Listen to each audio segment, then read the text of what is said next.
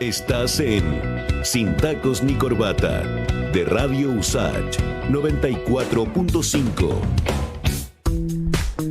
Bueno, desde el viernes y durante este fin de semana se produjeron diversas manifestaciones en distintos puntos de Lima y también otras ciudades del Perú. Esto como reacción, Rucio querido, a la crisis política que vive el país desde el miércoles, a la vez, ¿no?, como consecuencia de la destitución del presidente Pedro Castillo por parte del Congreso, luego de que el ahora exmandatario anunciara la disolución del Parlamento e instalara un gobierno de emergencia que no alcanzó a hacer. Según muestra la televisión local, miles de personas se movilizaron por las calles de Cajamarca, Arequipa, Tacna, Andahuaylas, Huancayo, Cusco y Puno para protestar contra el nuevo gobierno de Perú, convocar a un paro nacional para que renuncie la flamante presidenta Dina Boluarte, así como la liberación del expresidente Pedro Castillo, detenido desde el miércoles 7 de diciembre. Se registraron, lo decías tú en la mañana, 2 muertes por las manifestaciones en Perú. Y para ello vamos a conversar, lo adelantabas, con Carlos Escaffi, analista internacional y académico de la Pontificia Universidad Católica del Perú. Así que le damos la bienvenida. ¿Cómo está? Bienvenido a Sin Taco ni Corbata. Hola, Carlos. Hola. Hola, Daniela. Hola, Rodrigo. ¿Cómo están? Muy bien. Contento de hablar contigo. Nuevamente. Igualmente, Carlos, gracias por acompañarnos. Tiene tantas aristas, la verdad, esta crisis, ¿no?, en Perú. Igual nos hace recordar, ¿no?, justamente otras relacionadas con el tema del Ejecutivo y, por supuesto, el Poder Legislativo, el Congreso y el Judicial. Pero me gustaría, yo sé que es una pregunta grande con la que voy a comenzar, ¿no? ¿Cómo analizas tú estos primeros días de esta nueva crisis en Perú con la figura, por supuesto, de Castillo? Y en ese sentido, si a tu juicio alcanzó, ¿no?, a gobernar desde julio de 2021 a la fecha, más allá de los meses que pasaron, sino más bien si tuvo la posibilidad o no de gobernar Pedro Castillo. Mira, yo te diría que, parto por la segunda pregunta, ¿no? Perfecto. El expresidente Castillo le costó mucho gobernar, fue básicamente un gobierno con una capacidad reactiva, de manera, la agenda era una agenda reactiva constante, que básicamente estaba enfocada en atender los requerimientos y desmentir finalmente los diversos destapes, utilizo este término coloquial, ¿sí?, como se dice en Lima, a la diversidad de acusaciones que empañaron su gestión. Recordemos que mantiene 6 acusaciones promovidas por el Ministerio Público, particularmente por la Fiscal Nacional, además de las develaciones que hicieron propios personeros de su gobierno y particularmente el jefe de la Dirección Nacional de Inteligencia, que esto ocurre el día martes en la mañana y genera una serie de sucesos que finalmente terminan en este, yo lo denomino así, en este suicidio político en donde el expresidente Castillo, producto de la ansiedad, producto de la presión social, y al verse finalmente contra las cuerdas, decide dar este mensaje el miércoles recién pasado y concluye, ¿no?, diciendo de que disolvía temporalmente este Congreso. Entonces yo te diría que fue básicamente un gobierno que mantuvo en su agenda comenzar a desmentir todas estas acusaciones muy complejas, muy serias, con elementos de juicios reales, pero no necesariamente fue una administración que se enfocó en quienes debió haberlo hecho, que era básicamente el discurso inicial, en los más desatendidos, en el peruano delante, o como en los que Aurela en algún momento se refirió, los nadies del Perú profundo. Sí. Entonces estas expectativas se diluyen y generan lo que estamos viendo durante estos días, ¿no?, que es el hastío social generalizado. Y ese hastío social generalizado, Daniela, es que, y se interpreta en que quieren que se vayan todos. Es decir, ojo, se fue el expresidente Castillo, sí, ahora que se vaya el legislativo también. Borrón y cuenta nueva. Pero claro, es de alguna forma, ¿cómo le explica finalmente a un peruano que fijó esperanzas en alguien que podía tener algún acercamiento con él y que finalmente no le cumplió? Es así de simple. O sea, manuales de estudios políticos acá no necesariamente son los que sirven para entender, para comprender finalmente esta permanente y constante participación de personajes que llegan a la institución, a la presidencia de la República como caudillos o en algún caso como outsiders y prometen y que finalmente van a generar acercamientos y la historia es esta.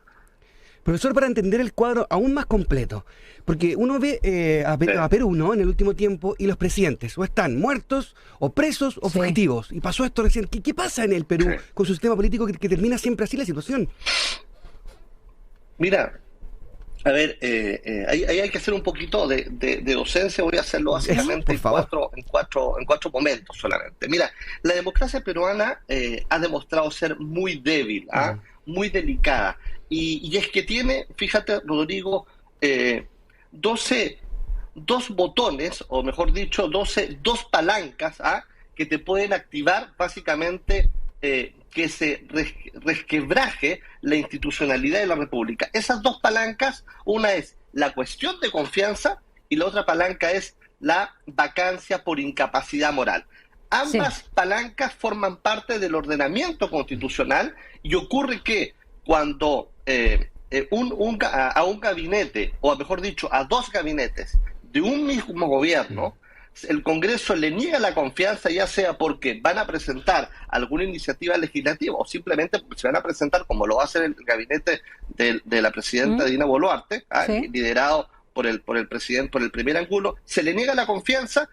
En dos oportunidades el Ejecutivo puede disolver el Congreso y a su vez el Congreso puede recurrir a una cuestión de vacancia por incapacidad moral. Imagínate lo que es la figura que usa. Definir incapacidad. Sí, qué difícil. Exactamente.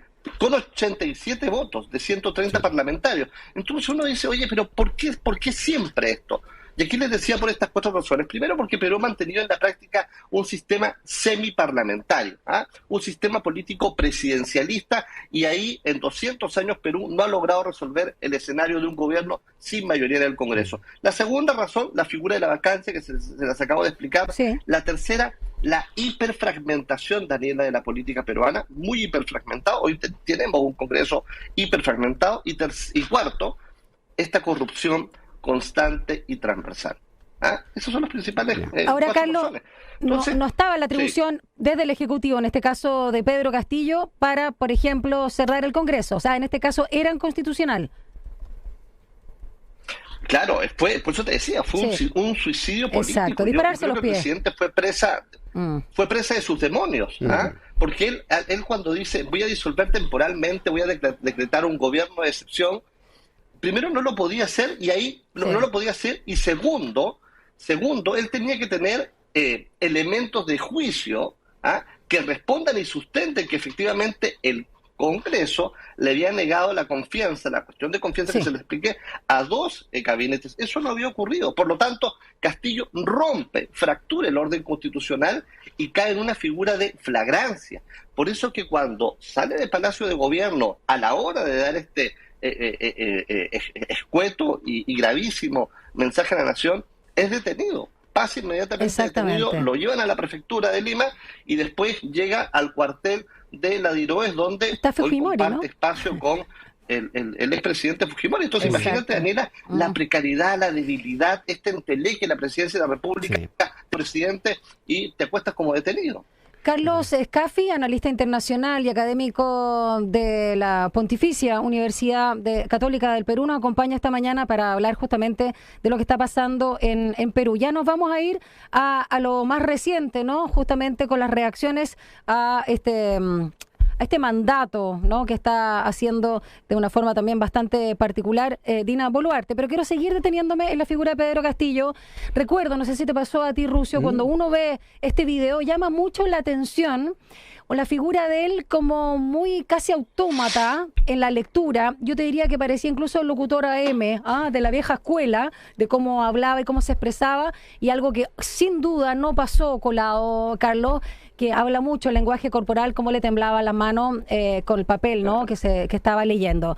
Y esto lo quiero vincular a lo que pasó también en los últimos días, cuando Pedro Castillo, detenido por supuesto, se negó a someterse a tantos exámenes toxicológicos, algunos de sangre, qué sé yo, psiquiátricos, y habla de un plan maquiavélico. Más allá de las teorías de la conspiración, llama la atención a propósito de la figura, ¿no? Incluso algunos de sus cercanos señalaron que pudo haber sido sedado previo a la lectura del anuncio presidencial. Y quiero preguntarte ahí, ¿qué se sabe al respecto en esa investigación? ¿Cuánta credibilidad tiene el ex primer ministro Guido Bellido? Dijo que Castillo no recuerda el momento en que hizo esta lectura que estamos revisando ahí a través de Santiago TV. Porque claro, una cosa es la presión que tú señalabas, pero aquí pareciera ser algo más dramático, ¿o es una teoría de la conspiración para justificar nada más? Mira, es no una somos psicólogos, teoría, lo sabemos. Sí, pero mira, son teorías locuaces, teorías que responden ya a lo especulativo, netamente. Hay hechos fácticos y reales. Vimos un presidente de la República dando un mensaje a la nación, disolviendo temporalmente el Congreso. Naturalmente está la teoría del parlamentario, ex primer ministro que tú mencionas, ¿no? Y otras que han dicho que el presidente solamente dijo, pero no lo hizo. Entonces, sí. Claro, llegar a ese nivel, pero ojo, el reciente fin de semana en el cuartel de la DIROES, donde está detenido, llegó el Ministerio Público acompañado de médicos legistas para someter al expresidente Castillo a un test toxicológico. Él no solamente se niega, sino que además hace una carta, un manuscrito, que se lo entregue a un parlamentario, y dice que él se niega porque esto es parte de una conspiración y que se podría atentar contra su integridad, y culpa, entre otros, a la propia presidenta actual, a la señora Dina Boluarte. Y creo que también puede ser que a su ex jefa de gabinete, me parece también, Betsy Chávez y otros ministros, y Fiscalía, y por supuesto Dina Boluarte. O mucha gente involucra. A la fiscal de la Nación, naturalmente, a la señora Patricia Benavides, a la señora Betsy Chávez, la señorita Betsy Chávez, es cercana a ella no es que dice que estuvo involucrada. Uno se pregunta, un error tan flagrante, ¿es un error o le hicieron la cama al presidente? Sí, eso también, porque además hubo mucha sorpresa de parte del gabinete. Ahora, profesor, ¿qué podría aprender un país vecino como Chile de esto? ¿Hay algo que aprender? ¿Hay alguna conclusión que sacar? Mira, bueno, ustedes saben, yo en algún minuto se los comenté, yo soy chileno, vivo acá en Perú 25 años. Yo te diría que, a ver, lo que uno primero, a mí me lo dicen, colegas chilenos me dicen, oye, en Perú los expresidentes acusados terminan presos, terminan efectivamente presos. Entonces, claro, cuando uno pretende hacer un comparativo, yo te diría que si bien es cierto, mantenemos el mismo idioma, tenemos distintos lenguajes. No necesariamente desarrollar estos comparativos podrían responder a realidades que, vuelvo a decirte, mantenemos el mismo idioma y nos parecemos mucho, pero hay una idiosincrasia muy distinta en Perú. Recordemos que Perú son 3 países en uno. Pero claro, si uno podría aprender algo es que podríamos decir lo siguiente, que a pesar de que Perú es una democracia débil, la institucionalidad, Daniel y Rodrigo, en Perú funciona, y funciona bien, porque nosotros vimos que inmediatamente ocurre esta flagrancia cometida por el expresidente Castillo, en donde se le acusa de rebelión, por resquebrajamiento del orden constitucional. Inmediatamente se impone el Tribunal Constitucional, el presidente del Tribunal Constitucional sale con un discurso importante y dice: nadie debe respeto a un gobierno usurpador. Inmediatamente se pronuncia la Fiscalía de la Nación, la Fiscal Nacional, la Presidenta del Poder Judicial, el Congreso vota, y no solamente reúnen los 87 votos, sino que mucho más, llegan a 101, y las Fuerzas Armadas se reúnen, más la Policía Nacional, y dicen: nosotros mantenemos y respetamos el orden constitucional. El presidente, a la hora de haber roto nuevamente el ordenamiento constitucional, es detenido. Entonces, la institucionalidad sí funciona.